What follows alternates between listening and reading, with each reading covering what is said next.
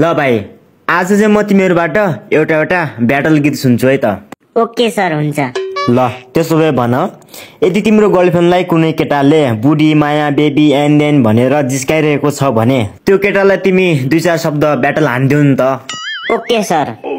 तेरी माँ साले भतुवा ओछ्यानमा मुतुवा, गाईको अनुहार पर्या गोरु साले आफूलाई हिरो ठान्छस्, यस्तै पारा हो भने तैले मेरो बाघ पन्जा खान्छस् अनि हिरो होइन स्याल जस्तै बन्छस्। स्वर्ग जान्छु भने आश नगर भाइ त नर्क जान्छस्, मेरो मायालाई बुढी भन्छस् साले ताल परे तेरे बुढी उडाइदिन्छु अनि वन खोज्नलाई कहाँ जान्छस्। वाह वाह वाह वाह, क्या खतरा ब्याटल हान्यो यार। झन्न तिम्रो गर्लफ्रेन्डलाई कुनै केटाले यस्तो भने नरहेछ।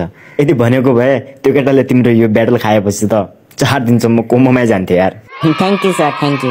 ल भाइ अब त्यो अर्को भाइलाई पनि पठाइदेऊ। ओए सरले के सुधिरहेछ भन्न मलाई। ए सरले त आज र्याप ब्याटल सुधिरहेछ यार। ला मलाई त आउँदैन यार, मलाई सिकाइदेन। ओके ल।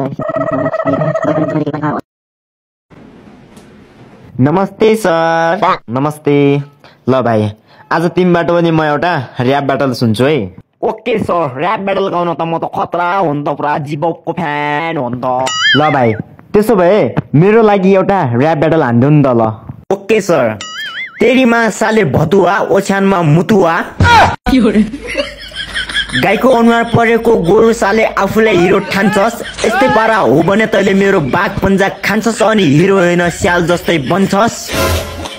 स्वर्ग जान्छु भनी आश नगर भाइ त नर्क जान्छस्, मेरो मायालाई बुढी भन्छस् साले ताल परे तेरे बुढी उडाइदिन्छु अनि वन खोज्नलाई कहाँ जान्छस्। आफ्नो सरलाई पनि कोही यस्तो भन्छ? साला कुकुरको पुच्छर 12 वर्ष ढेङ्ग्रामा हाल्यो आज बाङ्गाको बाङ्गै भन्छन्, यो साले बोला पनि उस्तै रहेछ यार। Thank you so much sir.